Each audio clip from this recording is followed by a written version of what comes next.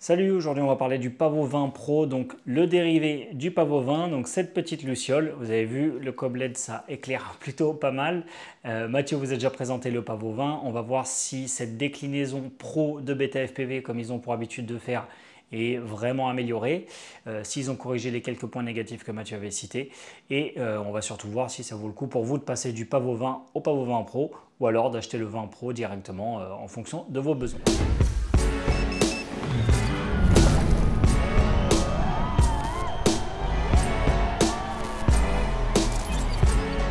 Alors, du coup, le Pavot 20 Pro, il n'y a pas grand-chose qui change. On commence déjà par l'avant. C'est déjà le système de fixation des caméras qui va être amélioré. Ils ont rajouté un trou. En fait, celui-ci a été légèrement décalé pour soi-disant protéger la caméra. Et celui-ci a été ajouté pour pouvoir la reculer. Malgré tout, donc là on voit que la caméra ne dépasse pas ou peu. Le dessus de la caméra Duo 3 déborde toujours un petit peu en dessous et au-dessus pardon, et en dessous on reconnaît aussi la caméra Duo 3 qui déborde. Donc en dessous pas trop de risques. Par contre au-dessus, comme vous pouvez le voir, moi elle a déjà pris quelques coups. Je vous montre. Voilà, elle a déjà été un peu grignotée. Maintenant, elle est quand même relativement bien protégée comparé à ce qu'on a pu voir chez SpeedyBee par exemple. Je regrette que Beta FPV n'ait pas fait pareil, un système arrondi pour le haut de la caméra également comme pour le bas. Ça aurait permis en fait de laisser choisir aux utilisateurs s'ils souhaitent avoir une caméra plus protégée avec la vision du châssis légèrement dans le flux vidéo, ou avoir une caméra plus avancée pour ne pas avoir de châssis dans le flux vidéo. Là pour le moment pas de flux vidéo perturbé par l'apparition du châssis, en tout cas pas avec ce recul là. Mais une caméra qui prend quelques coups lorsque vous faites un petit peu de freestyle. Alors vous me direz, c'est pas un quad qui est fait pour du freestyle, c'est un quad qui est prévu pour tourner avec un DJI-O3, donc pour faire de la vidéo stabilisée en intérieur puisqu'il est entièrement protégé. Vous avez vu la petite LED qui est plutôt très lumineuse, que vous pouvez couper comme pour le Pavot 20 à l'aide des inters sur votre radio et changer les couleurs à l'aide des inters de votre radio. Donc ça c'est plutôt sympa. Malgré tout, je pense qu'en prestation, c'est pas le genre de truc qu'on utilise parce qu'en fait ça vient perturber le flux vidéo tellement le cob LED est lumineux. Voilà. Pour continuer sur les améliorations du 20 Pro, donc ici on a des Lava, toujours des moteurs Beta FPV en 1104 7200 kV, donc des petits moteurs avec un stator un peu plus haut, une taille au-dessus de ce qui se faisait avant et avec moins de kV. Donc le but ici c'est d'avoir un peu plus de couple pour avoir un drone un petit peu plus nerveux en bas des gaz, ce qui permet d'augmenter un petit peu le contrôle. C'est clairement le cas, on le voit, hein, il est beaucoup plus péchu. Je vais m'écarter un petit peu le temps de vous passer une petite vidéo là dans l'angle. Vous allez voir que j'ai aucun problème sur les reprises de gaz. Au contraire, hein, il est même plutôt réactif, plutôt plaisant à voler. En tout cas pour faire du freestyle, il se débrouille très très bien. Au delta près des PID de Beta FPV qui sont toujours un petit peu légers et qui sont perfectibles. Donc c'est un quad qui peut faire un petit peu de freestyle, hein, comme vous l'aurez compris. Moi je m'amuse en tout cas en freestyle avec la nouvelle motorisation et les hélices qui sont passées en 2 pouces 2, donc des hélices propriétaires. Le gain de puissance d'environ 10% est vraiment notable en vol. C'est vraiment agréable. Et ces hélices 2.2 de la marque Gemfan, avec un pas de 18, sont vraiment sympathiques à voler. Elles font toujours un petit peu de bruit. Alors, je vous mets le vol là pour que vous puissiez profiter du bruit des moteurs afin d'évaluer si ça va être perturbant pour vos prestations ou non. Et surtout pour votre voisinage si vous avez prévu comme moi de le voler dans votre jardin.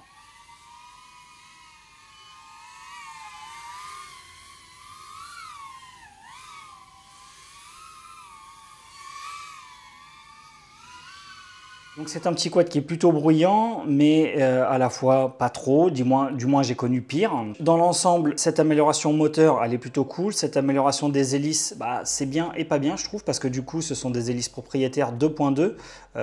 Il n'y a que Gemfan qui fait ça, et uniquement pour le Pavot 20 Pro. Du coup, ça vous oblige à acheter uniquement cette version d'hélice, et ça peut ne pas plaire à tout le monde. Je sais que moi, par exemple, j'aime bien modifier le pas de mes hélices et adapter à mon style de vol.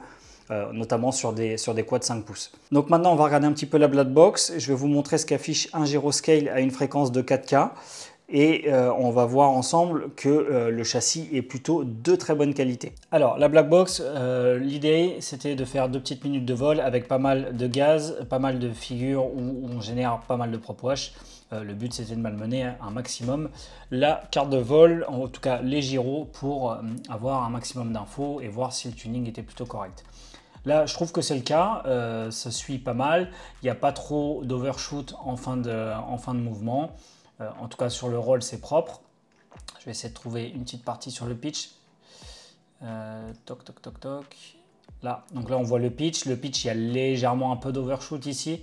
Bon, c'est léger, hein, franchement, c'est vraiment peu notable. En tout cas, en vol, c'est pas du tout dérangeant. Et je vais essayer de vous trouver un petit coup de yaw. Le yaw, c'est pas vraiment quelque chose que je me sers le plus. Malgré tout, on va essayer de trouver ça. Il n'y a pas grand chose, encore une fois, vous voyez un peu d'overshoot cette fois sur le roll et un peu moins sur le pitch. Bon voilà. Le yaw, je ne vais pas m'attarder dessus. Il est quasiment pas visible sur cette black box. Bon, en tout cas, ce qu'il faut retenir, c'est le gyroscale. Regardez, donc là, le gyroscale pour le roll, il est franchement très peu bruyant, hein. Je m'attendais à beaucoup plus bruyant, on va dire, pour un whoop. En général, c'est un peu le bordel sur les black box de Tiny. Là, c'est plutôt clean. Et après filtrage, il reste quasiment plus rien. Voilà, vous voyez, hein, c'est super clean. Il y a juste un petit pic ici, là, qu'on pourrait éventuellement supprimer encore. Ici, au niveau du pitch, bah voilà, très peu de bruit sur la totalité de la bande jusqu'à environ 700 Hz.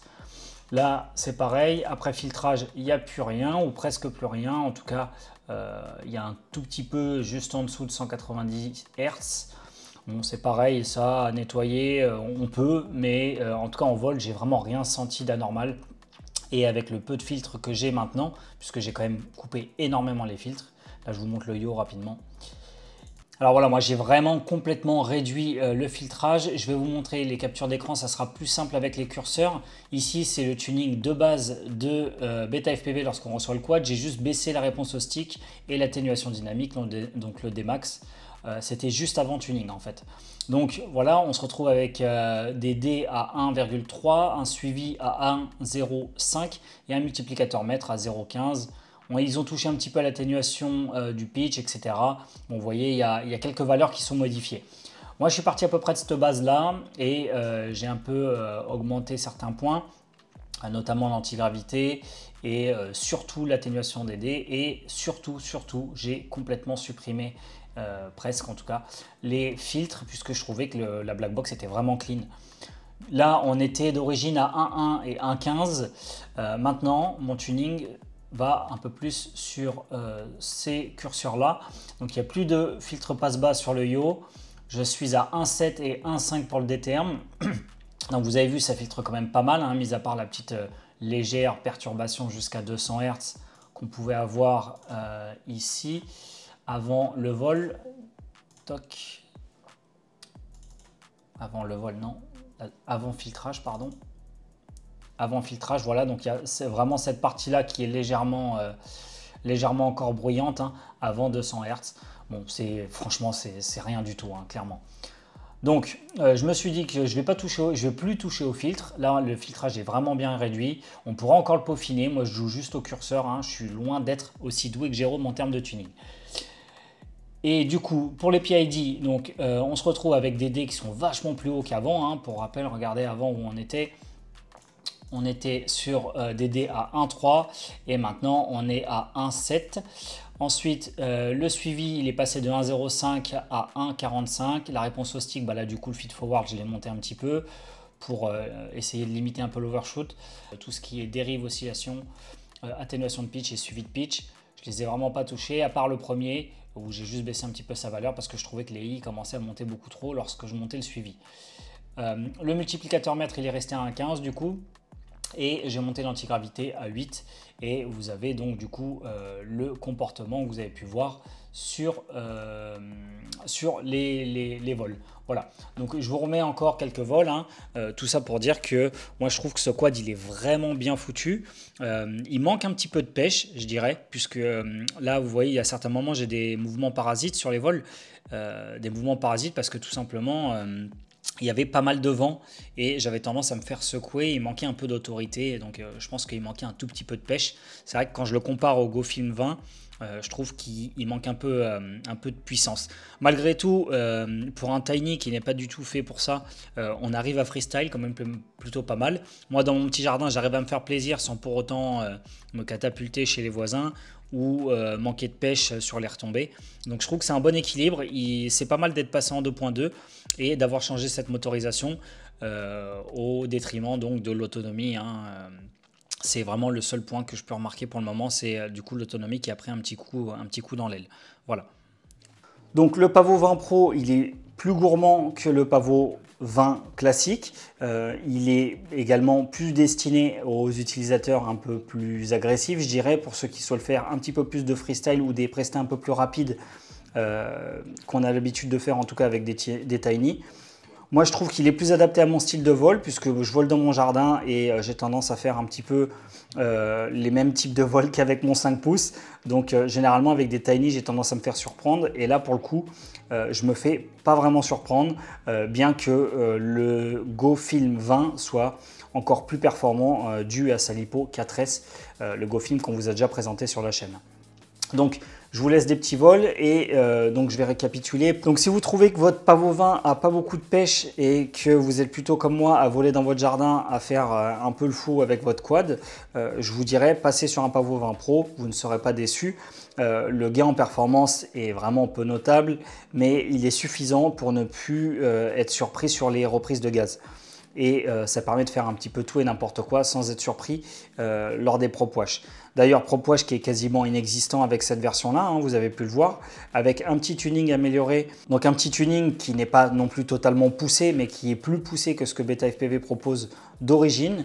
On arrive à avoir un comportement relativement propre et un quad agressif. Et si vous n'avez pas le Pavo 20, bah, moi je vous conseille de prendre le Pro directement, sauf si pour vous, l'autonomie est un critère de choix. Voilà, je vous laisse avec quelques vols et puis je vous remercie d'avoir regardé cette vidéo. Elle a été très courte, mais le but c'était vraiment de vous faire un retour feeling sur ce quad, puisque de toute façon il n'y a pas grand chose qui change, si ce n'est que, donc, comme je vous ai dit, la motorisation et les fixations de la caméra. Ça reste encore une fois un très bon Tiny Whoop, agile, plutôt bien conçu, facile d'entretien.